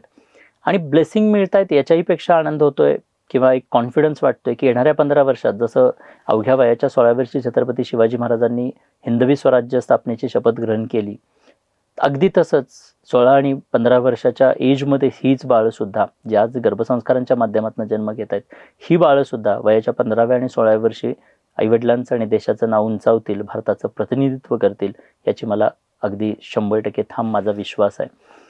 आज सांगायला अजून आनंद वाटतो की आज 38 बाळं आहेत आत्तापर्यंत. सर्वसाधारण 4 महिने ते 1.5 वर्षाच्या एज ग्रुपमध्ये ज्यांनी वर्ल्ड रेकॉर्ड नोंदवली. आता वर्ल्ड रेकॉर्ड म्हणजे कशासाठी, तर WHO दिलेला जो काही माइलस्टोन चार्ट आहे, कितीतरी आधी तो चार्ट कंप्लीट करताना ही बाळं जाणवतात. हजारो बाळं आज बघायला मिळतील आमच्या इन्स्टा ID ला, ज्याच्यामध्ये 3-4 महिन्याच्या एजमध्ये ही बाळं बोलताना बघायला मिळतात. म्हणजे हे कुठेतरी आज ही प्रोसेस फॉलो केली तर त्याचा परिणाम जो आहे तो परिणाम त्या बाळांमध्ये आज बघायला मिळतोय. सो ही प्रोसेस कोणावरती करतोय तर त्या आईवरती करतोय. ती आई कणखर खंबीर बनवतोय, मानसिकदृष्ट्या तिला कणखर आणि खंबीर बनण्याचं, तिला बळ देण्याचं काम करतोय. आणि त्यामुळे मला असा विश्वास येतोय की येणाऱ्या काळात देश बदललेला असेल, राष्ट्र बदललेलं असेल, घर आणि घर बदललेलं असेल. सो ते कल्चर पुन्हा एकदा या माध्यमातून त्या घराघरातल्या आईपर्यंत पोहोचवण्याचा माझा प्रयत्न आहे. तुमच्यासोबत जगभरातले लोक आज जोडले गेले, तर मग काही असे अनुभव, विशेष अनुभव आहेत? खूप सारे अनुभव आहेत, खूप सारे. अनेक क्रिटिकल केसेस होत्या, अनेक काही गोष्टी होत्या आणि त्यांच्यामध्ये झालेले परिवर्तन आज बघायला मिळतं. मला आठवतं आपल्या अमरावती किंवा नागपूरचा आय थिंक एक व्यक्ती होते किंवा आहेत तेही आज आमच्या GSC फॅमिलीमध्ये. सो ते USA मध्ये आहेत. त्यांची मिसेस आहे ती चायनीज आहे. अच्छा. USA मध्ये दोघेही गुगलमध्ये काहीतरी जॉब करत आहेत. आणि जॉब करत असताना म्हणजे त्यांच्या बहिणीनं इकडे गर्भसंस्कार आपल्याकडे केलेले होते. बहिणीनं सांगितलं की असं असं हे गर्भसंस्कार चांगले आहेत. मग त्यांनी पत्नीला सांगितलं की आपल्याला हे आपल्या संस्कृतीमध्ये, भारतीय संस्कृतीमध्ये गर्भसंस्कार केले जातात. आणि मग ते दोघेजण जोडले गेले, माझ्याशी झूमवरती कनेक्ट झाले. त्यांना काही गोष्टींचं हे प्रॉपर सांगितलं. आता तिलाही मराठी किंवा हिंदी कळत नव्हतं आणि तो मराठी माणूस आहे. मग त्याला मी हे सगळी प्रोसेस समजावून सांगायचो. एक कोणत्या कोणत्या ॲक्टिव्हिटीज कशा बेनिफिशियल आहेत तो आपल्या पत्नीला सांगायचा आणि पत्नीकडून करून घ्यायचा. सो त्या पद्धतीने त्यांनी ते 9 महिने व्यवस्थितपणे फॉलो केले. सो शेवटच्या क्षणी म्हणजे बाळाची जी पोझिशन असायला पाहिजे डिलिव्हरीच्या वेळेला, म्हणजे काही आठवडे आधी, सर्वसाधारण 35 आठवड्यानंतर, 36 आठवड्यानंतर, 35 ते 36 आठवड्यांच्या आसपास मला वाटतं की बाळ पोझिशन बदलतं. सो ती पोझिशन जी आहे ती प्रॉपर व्हायला पाहिजे तरच नॉर्मल डिलिव्हरी पॉसिबल असते. अदरवाईज मग C-सेक्शन करावं लागतं. सो बाळाची पोझिशन प्रॉपर नसल्यामुळे ते घाबरले होते की आम्हाला नॉर्मल डिलिव्हरी करायची आहे, बट बाळानं पोझिशन चेंज नाही केलेली. बट आई जी काही गर्भसंवाद करत होती, आई ज्या काही ॲक्टिव्हिटीज करत होती, सो मिरॅक्युलसली म्हणजे त्या गोष्टी माझ्याशी पहिले डिस्कस केले की सर अजूनही नाही, बट आम्हाला नॉर्मल डिलिव्हरीच हव्या आहे, काय करता येईल. सो काही ॲक्टिव्हिटीज त्यांना सजेस्ट केल्या, बाळाशी संवाद साधण्याबद्दलच्या काही ॲक्टिव्हिटीज सजेस्ट केल्या गेल्या आणि त्याच्यामध्ये मग त्या शेवटच्या क्षणी बाळानं पोझिशन बदलली आणि फायनली नॉर्मल डिलिव्हरी झाली. आता याच्यावरती खरं तर विश्वास न ठेवण्यासारखी ही गोष्ट आहे किंवा अनेक लोक याच्यावरती प्रश्नचिन्ह करतील. बट महत्त्वाचा भाग, ही तर एक छोटीशी स्टोरी आहे मी म्हणेन, बट याच्यापेक्षाही अनेक अशा स्टोरीज आहेत की जिथे डिलिव्हरीसाठी म्हणजे पहिल्या प्रेग्नन्सीमध्ये C-सेक्शन असताना सेकंड प्रेग्नन्सीमध्ये नॉर्मल डिलिव्हरी झालेली आहे. परवा चिंचवडला चालायला गेल्यानंतर एक महिला आली, उर्मिला मॅडम आल्या आणि ते पती पत्नी दोघे वॉकिंगला आलेले होते. त्यांनी मला थांबवलं आणि म्हटलं की विष्णू सर ना. म्हटलं हो. So she was so excited, एवढ्या एक्सायटेड होत्या की सर खरंच तुम्ही भेटलात, आम्ही भेटायला येणार होतो पण तुम्हीच आज इथे भेटलात, I want to say thank you. म्हटलं का? तर त्यांनी सांगितलं की मी GSC मॉम आहे, माझं 5 टाईम मिसकॅरेजेस झालेलं आहे, आयुष्यात कधी आई होईन का हा प्रश्न माझ्या डोक्यात होता किंवा डोळ्यांसमोर होता आणि खूप सफर केलेलं होतं. आई होईल असं तर वाटत नव्हतं. आणि एवढ्यात तुमची कार्यशाळा मी अटेंड केली. कार्यशाळा अटेंड केल्यानंतर जी पॉझिटिव्हिटी आली, तुमचे ट्रान्स या ॲक्टिव्हिटीज माझ्यातला निगेटिव्हिटी काढून टाकायला खूप मदत केली. आणि आज त्याचा परिणाम, आज माझ्याकडे 6 महिन्याचं बाळ आहे, त्याला घरी ठेवून आम्ही दोघे आज वॉकिंगला आलो आहे. सो असे हे म्हणजे असा अनेक किस्से आहेत. हाय BP, low BP, anxiety, stress, depressions, अशा ज्या काही केसेस आहेत यांना खूप चांगला फायदा झालेला दिसतो. इनफर्टिलिटी जे आपण बोलत होतो, आमच्याकडे अशा असंख्य महिला आहेत, जसं आता ज्योती मालविया म्हणून एक इंदोरच्या मॅडम आहेत. सो त्यांचं म्हणजे लग्नानंतर 5-6 वर्ष बाळ नाही आहे, मग त्यानंतर मेडिकल चेकअप्स किंवा जे काही झाले त्यानंतर सांगितलं की एकच फॉलिपियन ट्यूब आहे, काढली गेली आणि मग बाळ नॅचरली कन्सीव्ह होईल याची शक्यता खूप कमी आहे. मग IUI, IVF, बंगलोरला त्यांनी IUI, IVF काही ट्राय केलं, तेही फेल झालं. सो फायनली डॉक्टरांनी सजेस्ट केलं की तुम्हाला बाळ होण्यासाठी आता डोनर घ्यावा लागेल. आणि मग ते डोनरची प्रोसेस चालू केली असताना त्यांनी जेव्हा आमच्याशी जोडल्या गेल्या, यातल्या काही ॲक्टिव्हिटीज, मेडिटेशन्स, ट्रान्स या वेगवेगळ्या ॲक्टिव्हिटीज फॉलो केल्या आणि ती डोनरची प्रोसेस चालू करण्याआधीच या नॅचरली कन्सीव्ह झाल्या. आणि त्यानंतर मग त्यांचा म्हणजे आनंदाला उधाण आलेलं होतं. त्या बाळाला घेऊन लिटरली भेटायला इथेपर्यंत आल्या चिंचवडला की सर थँक्यू सो मच, आम्ही एवढ्या पेनफुल परिस्थितीमधून जात होतो, बट तुम्ही आम्हाला ब्लेसिंग म्हणून भेटलात. सो घराघरात या सगळ्या प्रोसेसमुळे काय होतंय की पती पत्नींमधलं नातं इम्प्रूव्ह व्हायला मदत होते. सासू आणि सून ह्या जे काही म्हणजे इनलॉज आणि सून आहे त्यांच्यातलं नातं इम्प्रूव्ह व्हायला मदत होते. बिकॉज खूप साऱ्या ॲक्टिव्हिटीज आम्ही करून घेतोय, कन्सिस्टंटली करून घेतोय. GSC बाबतीत असं म्हणलं, GSC म्हणजे काय तर गर्भसंस्कार चॅलेंज. Y challenge? कारण माझं असं, मी त्या प्रत्येक गर्भवती स्त्रीला चॅलेंज करतोय, तुला जर एक सर्वगुण संपन्न, हुशार, बुद्धिमान असं बाळ हवं आहे ना, तर तुझ्यासाठी हे चॅलेंज आहे की हे गर्भसंस्कारांचं चॅलेंज स्वीकार. 9 महिने तुझ्या बाळासाठी हे कर आणि जर हे करशील तर ते फक्त तुझं बाळच नाही तर या देशाचं भवितव्य म्हणून ते जन्माला येणार आहे, भारताचं प्रतिनिधित्व करण्यासाठी जन्माला येणार आहे. आणि हा दृष्टिकोन दिल्यानंतर त्या आईमध्ये झालेली जी पॉझिटिव्ह चेंजेस आहेत त्या पॉझिटिव्हिटीजमुळे अनेक आई लिहितात की सर फक्त प्रेग्नन्सीच नाही तर माझा जीवनाकडे बघण्याचा दृष्टिकोन बदलला, माझं अवघं आयुष्य बदललं. अनेक हजारो महिलांच्या कमेंट्स आहेत आणि अशा अनेक किस्से आहेत जसं की बाळाच्या हृदयामध्ये होल आहे, मग ते काहीतरी 5व्या 6व्या महिन्यात 7व्या महिन्याच्या स्कॅनिंगमध्ये डिटेक्ट झालं आणि मग डिटेक्ट झाल्यानंतर आई घाबरली. मग त्यानंतर मी जे काही व्हिज्युअलायझेशन, कारण माझा असा विश्वास आहे की तुमच्या शरीरामध्ये बाळ जे काही आज बनतंय ते कोणी बाहेरून येऊन बनवत नाही. It's your own body, it's your own autonomous system जी आज तुमच्या शरीरामध्ये त्या शरीराला बनवते. सो जे कोणी करतंय ते तुमचं शरीर करतंय. त्यामुळे तुम्ही जर का तुमच्या सबकॉन्शियस माइंडच्या माध्यमातून जी काही ॲटोनॉमस सिस्टीम आहे त्याच्या माध्यमातून त्या युट्रसमध्ये बाळ वाढत आहे, मग या ॲटोनॉमस सिस्टीमलाच म्हणजेच तुमच्या सबकॉन्शियस माइंडला गेलात आणि त्या माध्यमातून तुम्ही जर का तिथे इन्स्ट्रक्शन्स दिल्या किंवा तसं व्हिज्युअलायझेशन केलं, तशा काही ॲक्टिव्हिटीज केल्या, तर निश्चित ते बाळ म्हणजे चेंज होऊ शकतं. कारण रिजनरेट करण्याची, ते रिपेअर करण्याची ऑलरेडी आपल्या शरीरामध्ये ती कपॅसिटीज आहेत. आणि त्याचा परिणाम असा दिसला की हजारो केसेस आहेत माझ्याकडे अशा की बाळाच्या स्कॅनिंगमध्ये बाळाच्या हृदयाला होल आढळलं, 2-3 महिने ही चांगली प्रोसेस फॉलो केली आणि डिलिव्हरीनंतर बाळामध्ये कसलेही इश्यूज नाही आहेत, ॲब्सोल्युटली बाळ नॉर्मल आहे. आणि एक प्रतिक्रिया आहेत. विशेष एक केस जी जाणवली ती म्हणजे चंदीगडमधून चारू नावाच्या एक मॅडम जॉईन झालेल्या होत्या. सो त्यांच्या बाळाच्या ब्रेनमध्ये काही फ्लुइड्स आढळले. 5व्या महिन्याच्या ॲनॉमली स्कॅनिंगमध्ये बाळाच्या मेंदूमध्ये काही डिफेक्ट्स आढळले, इश्यूज आढळले. त्यामुळे पहिलं स्कॅनिंग केलं गेलं. त्या स्कॅनिंगमध्ये सांगितलं की नाही आहे, बाळाचं ब्रेनमध्येच इश्यूज दिसत आहेत, तर तुम्हाला अबॉर्ट करावं लागेल. अनेक वर्षानंतरची प्रेग्नन्सी होती, प्रेसियस प्रेग्नन्सी होती. आई गिव्हअप करायला तयार नाही, 5 महिने बाळाला सांभाळलेलं आहे आणि आता डॉक्टर जर सांगतायत की बाबा रिपोर्ट सांगतायत की तुम्हाला अबॉर्ट करावं लागेल, आईला विश्वास बसत नव्हता. सेकंड डे आणि अगेन सोनोग्राफी केली, म्हणजे ॲनॉमली स्कॅनिंग केलं आणि सेकंड ॲनॉमली स्कॅनिंगमध्ये सुद्धा सेम रिपोर्ट्स आले, बाळाच्या ब्रेनमध्ये डिफेक्ट्स आहेत. आईनं मला कॉन्टॅक्ट केला की सर काय करता येईल, I don't want to give up, मला बाळ हवं आहे. ॲक्च्युअल म्हणलं आपण काही नाही करू शकत आहे, बिकॉज पहिली गोष्ट तर म्हणजे मेडिकल रिपोर्टला आपण डिनाय नाही करू शकत आहे. But there is a one possibility. Normally 18 आठवड्यांपासून ते 21 वीकमध्ये ॲनॉमली स्कॅन केलं जातं. लकीली त्यांनी खूप लवकर ॲनॉमली स्कॅनिंग केलेलं होतं. 18व्या वीकमध्येच त्यांना समजलं की बाळाच्या ब्रेनमध्ये इश्यूज आहेत. सो अबॉर्ट करायचंच झालं तर एक ठराविक डिले आहे, त्याच्यानंतर तुम्हाला अबॉर्ट नाही करता येत. त्यांच्याकडे वेळ होता. आईला म्हटलं की तुमच्याकडे एक अजून अपॉर्च्युनिटी आहे. मी काही ॲक्टिव्हिटीज सजेस्ट करतो ज्याच्यामध्ये व्हिज्युअलायझेशन किंवा म्हणजे ट्रान्स, ॲफर्मेशन्स या काही ॲक्टिव्हिटीज मी सजेस्ट केल्या. तुम्ही पुढचे 20 दिवस ही ॲक्टिव्हिटी फॉलो करा. 21व्या दिवशी रिपोर्ट्स करा आणि रिपोर्ट नॉर्मल आले तर वेल अँड गुड, आणि नाही आले तर मग then you can take a decision, because ब्रेनलाच इश्यू आहे तर पुढे जाण्यात मतलब नाही. सो ती आई म्हणजे तिनं होप सोडलेले नव्हते. तिनं ते कन्सिस्टंटली एव्हरी डे या सगळ्या ॲक्टिव्हिटी फॉलो केल्या.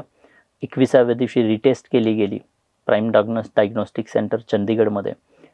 सो सेकंड डेचे जे रिपोर्ट्स आले 21व्या दिवशीचे, तर रिपोर्ट्स ॲब्सोल्युटली नॉर्मल होते. आजही रिपोर्ट्स आमच्याकडे प्रिझर्व केलेले आहेत.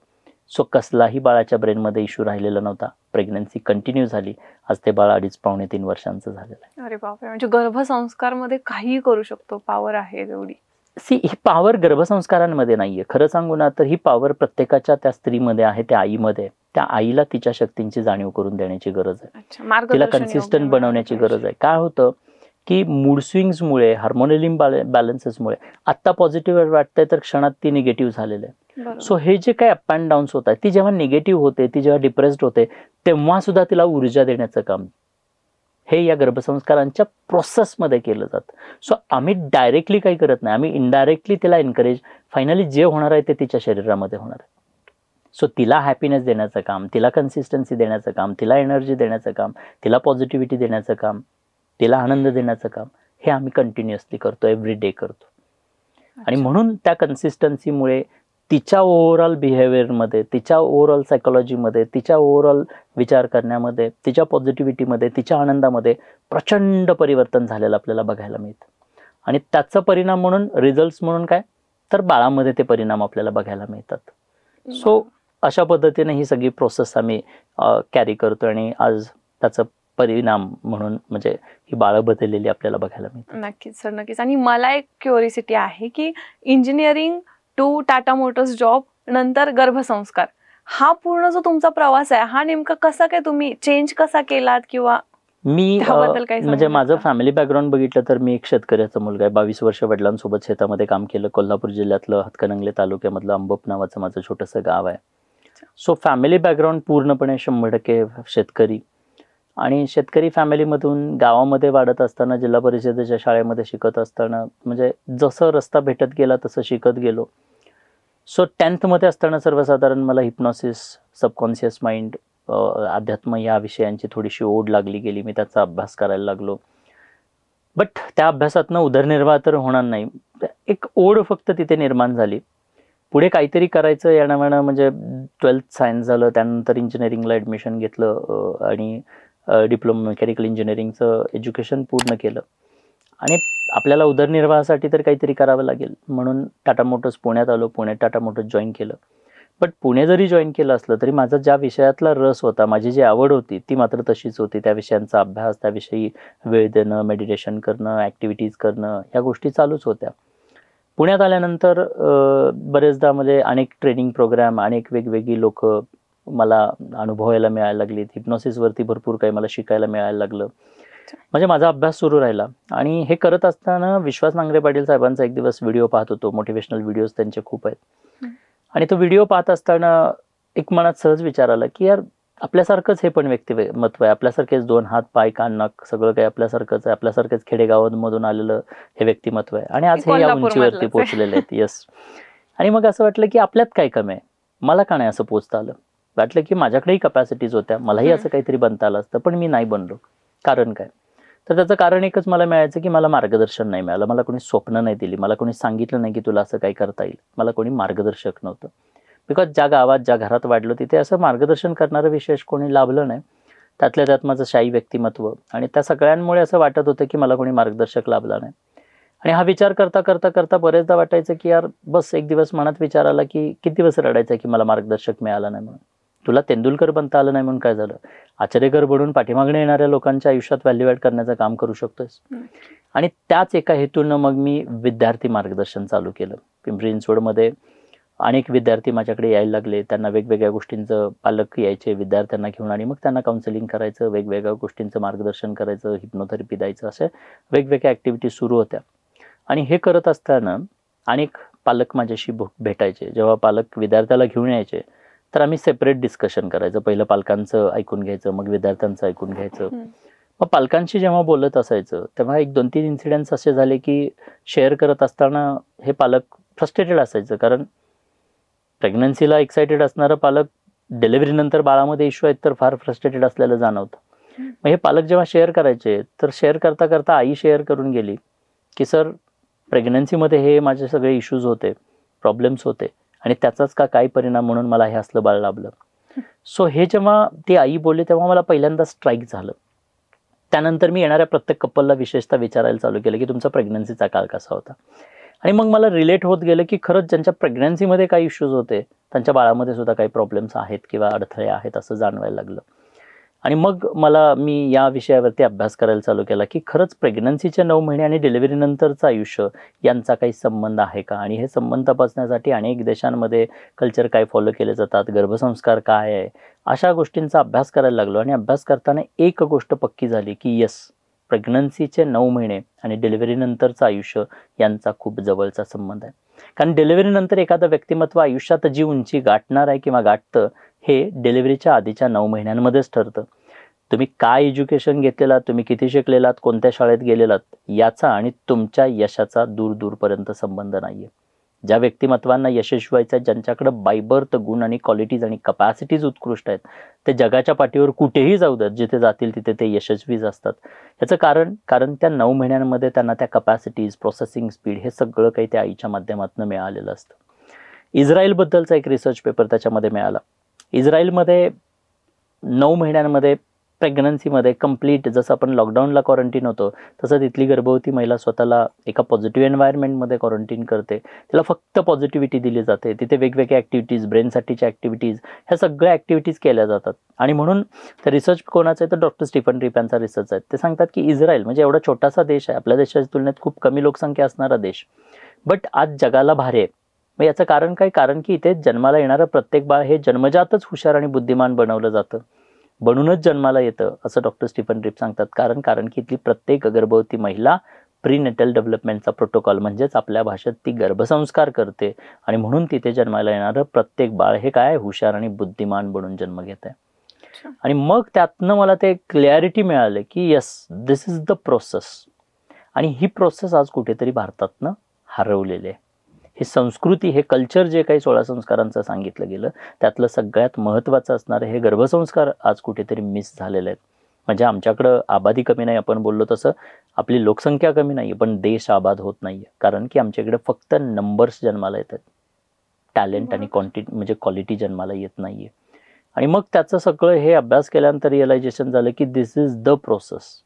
आणि मग जिथे मला पर्पज मिळाला, की मला मग तो आतमधून आवाज मिळाला की हेच एक काम आहे की ज्या माध्यमातून एका आईची सेवा करायला भेटणार आहे, आईला एनकरेज करता येणार आहे. आणि त्या हेतून मग मी टाटा मोटर्स सोडलं आणि पूर्ण वेळ स्वतःला या कार्यामध्ये वाहून घेतलं. एवढ्या वर्षांचा माझा सायकोलॉजीचा, हिप्नोसिसमधला जो अभ्यास होता, आज जगभरामध्ये हिप्नो बर्थिंग नावाचा कन्सेप्ट वापरला जातो की ज्याच्या माध्यमातून स्त्रीला पीस आणि स्टॅबिलिटी देण्याचं काम केलं जातं. सो त्या माध्यमातून म्हणजे तो एक अनुभव पाठीशी असल्यामुळे त्या माध्यमातून या गर्भवती स्त्रीला पीस, स्टॅबिलिटी, आनंद देण्याचं काम केलं गेलं. आणि म्हणतात ना की जेव्हा तुमचे इरादे नेक आहेत तेव्हा अनेक लोक तुमच्या आजूबाजूला म्हणजे आपोआप उभे राहतात. सो मी फक्त एका चांगल्या कार्यासाठी म्हणून निर्णय घेतला, मी फक्त पुढे होतो, बाकी म्हणजे ते पूर्ण निसर्ग कायनात मला हेल्प करायला आली. आणि ऑटोमॅटिकली बघता बघता बघता आज 3.5-4 लाख लोक जोडली गेलीत, 30+ देशांमधून लोक जोडली गेलीत. जसं मी सांगितलं की याच्यामध्ये आज नाही म्हटलं तरी 300 ते 350 गर्भवती डॉक्टर महिला ज्या स्वतः गायनेकॉलॉजिस्ट आहेत, म्हणजे फक्त डॉक्टर नाहीत. फक्त डॉक्टर म्हणलं तर मी कालच आमचा सर्वे काढत होतो की बाबा कोणत्या प्रोफेशनच्या किती महिला आहेत. सर्वसाधारण 12% डॉक्टर माझ्या कम्युनिटीमध्ये आहेत आणि त्या 12% मध्ये सुद्धा पुन्हा 10% ह्या गायनेकॉलॉजिस्ट आहेत. म्हणजे सर्वसाधारण 300+ गायनेकॉलॉजिस्ट स्वतः त्यांच्या प्रेग्नन्सीमध्ये ही प्रोसेस फॉलो करत आहेत. सो कारण हे काम वेगळं आहे. आज सगळे डॉक्टर्स, गायनॅक त्यांच्या पद्धतीनं खूप छान काम करतायत, पण हे जे काम आहे हे शारीरिक डेव्हलपमेंटसाठी नाही तर त्या गर्भवती महिलेच्या मानसिकतेवरती, तिच्या म्हणजे मेंटल, इमोशनल, इंटेलेक्च्युअल डेव्हलपमेंटसाठीचं काम केलं जाते. आणि हे सगळ्यांना मान्य आहे की मानसिकता आणि शारीरिक हे दोन्ही वेगवेगळे आहेत. सो मी एक बाजू सांभाळतो, डॉक्टर एक बाजू सांभाळतात. आणि जेव्हा ह्या दोन्ही बाजू व्यवस्थितपणे नर्चर केल्या जातील तेव्हा निश्चितच येणारं बाळ वेगळं असणार आहे. सर, गर्भसंस्कार आणि बालसंस्कार यामध्ये काय डिफरन्स आहे? खूप म्हणजे खरं तर चांगला प्रश्न आहे. खूप मोठा फरक आहे. गर्भसंस्कार आणि बालसंस्कार जर सांगायचं झालं तर जसं आता माझ्याकडे ग्लास आहे, ग्लास बनल्यानंतर या ग्लासमध्ये मी काय भरायचं दॅट इज बालसंस्कार. पण ग्लास बनत असतानाच किती भरायचं याची जी काही कपॅसिटी आहे ती कपॅसिटी म्हणजे गर्भसंस्कार. सो हा बनत असताना, प्रोसेसमध्ये असताना त्याच्या बायबर्थ क्वालिटीज आणि कपॅसिटीज बिल्ड करण्यासाठी केले जातात ते गर्भसंस्कार. आणि बनल्यानंतर याच्यात काय भरायचं त्यासाठी केले जातात त्याला बालसंस्कार म्हणतो. त्यामुळे ही कपॅसिटी उत्कृष्ट असेल तरच भरू शकणार. सो कपॅसिटी ज्यांची उत्कृष्ट बनले ते जन्मानंतर म्हणजे निश्चितच जिथे कुठे जातील तिथे उत्कृष्ट त्यांच्या ग्रहणक्षमतांमुळे नावाजले जातील किंवा त्यांचं काय म्हणतो की ॲप्रिशिएशन त्यांना डेफिनेटली भेटणार आहे बिकॉज त्यांच्याकडे असणाऱ्या बायबर्थ या क्वालिटीजमुळे. आणि बालसंस्कारांमुळे पुढचा जो प्रवास आहे तो जो कर व्हायला म्हणजे ज्या कपॅसिटीज मिळालेल्या आहेत त्या कपॅसिटींचं योग्य युटिलायझेशन होण्यासाठी, योग्य दिशेनं ते प्रवास होण्यासाठी बालसंस्कार महत्त्वाचे आहेत. अजून एक सर की म्हणजे आता तुम्ही बोललात की गर्भसंस्कार त्यापेक्षा जास्त इम्पॉर्टंट आहेत, पण आपल्याकडे असा समज आहे की बाळ जन्मल्यानंतर त्याला आईची जास्त गरज असते, म्हणून कदाचित मॅटर्निटी लिव्ह पण लेडीज जास्त लेट घेतात. तर साधारण कधी घ्यायला पाहिजे मॅटर्निटी लिव्ह? मी याच्यावरती एक म्हणजे उदाहरण देईन, माझं स्वतःचं उदाहरण. अनेक लोक गैरसमजत असतात की डिलिव्हरी नंतर माझ्या बाळाला माझी जास्त गरज आहे. उदाहरणच सांगायचं झालं तर मी स्वतः आहे, मी 7 महिन्याचा असताना आई वारली. 7 महिन्यानंतर खरं तर मला आईची गरज असेल का नसेल, निश्चित असेल ना. बरोबर. बट 7 महिन्यानंतर मला आईची साथ परत लाभली का तर नाही लाभली. बट डिलिव्हरीच्या आधी म्हणजे त्यानंतर सुद्धा मी माझ्या आयुष्यात मी इथेपर्यंत पोहोचू शकलो. याचं कारण काय की डिलिव्हरीच्या आधी 9 महिन्यांमध्ये गर्भामध्ये असताना आईने जे काही मला स्वभाव, स्वरूप, संस्कार आणि कपॅसिटीचं वरदान दिलं, शिदोरी दिली, त्याचमुळे मी इथेपर्यंत पोहोचू शकलो. म्हणजे काय, डिलिव्हरी नंतर बाळाला खरं तर वेळ द्यायची गरज नाही. निश्चित वेळ द्या, पण सगळ्यात महत्त्वाचा भाग जर काय असेल तर बाळ ज्या कपॅसिटीज, ब्रेन, सेन्सरी ऑर्गन्स बायबर्थ स्वभाव, बायबर्थ क्वालिटीज, गुण जे घेऊन येत आहे ना, ते कुठे बनत आहेत? तर ते गर्भात बनत आहेत. त्यामुळे डिलिव्हरी नंतर वेळ देण्यापेक्षा डिलिव्हरीच्या आधी जर वेळ दिलात तर डिलिव्हरी नंतर बाळाला वेळ देण्याची गरजच भासणार नाही. सो खरं तर मॅटर्निटी लिव्ह ही आधी घेतली गेली पाहिजे, जेव्हा ते बाळ प्रोसेसमध्ये आहे. दुसऱ्या भाषेत उदाहरण देईन. समजा तुमचं ड्रीम होम तुम्हाला बांधायचं आहे. तुम्ही तुमचं ड्रीम होम बांधायचं असेल तर ते बनत असताना, अगदी त्याच्या पाया काढण्यापासून, त्याच्या डिझायनिंगपासून, एक एक भिंत रचत असताना तेव्हा लक्ष द्याल का डायरेक्टली घरात गेल्यानंतर तुमचं ड्रीम होम बनेल? आधीपासून लक्ष द्या. एक्झॅक्टली.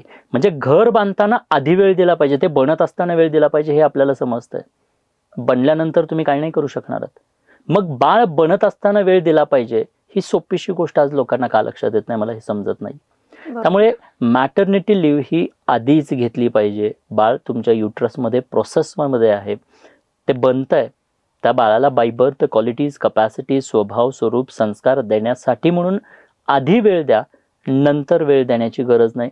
नंतर ते बाळ, आज जसं मी मगाशी निहिराचं उदाहरण दिलं, ते बाळ जर खरंच खूप काम, कूल, शांत, खूप चांगलं बनलेलं असेल तर खरंच गरज नाही. आणि आज आमच्या असंख्य महिला आहेत ज्यांनी हे गर्भसंस्कार आधी वेळ देऊन केले, त्या सांगतायत की खरंच आमचं बाळ एवढं काम कूल आहे, वी आर सेलिब्रेटिंग. नक्कीच सर. आपण समाजात राहतो, बऱ्याच ठिकाणी असं ऐकतो की शिवाजी महाराज जन्माला यायला पाहिजेत, शिवाजी महाराज जन्माला आले तर पुन्हा काहीतरी नवीन होऊ शकतं, त्यांनी हिंदवी स्वराज्य स्थापन केलं, असे मोठे बदल घडू शकतात असं प्रत्येकाला वाटतं. पण तुम्ही जी चळवळ उभी केली आहे त्यातून तुम्ही जिजाऊंना घडवताय, ही संकल्पना खरंच खूप छान आहे. तुम्हाला पुढील वाटचालीसाठी आमच्याकडून खूप खूप शुभेच्छा.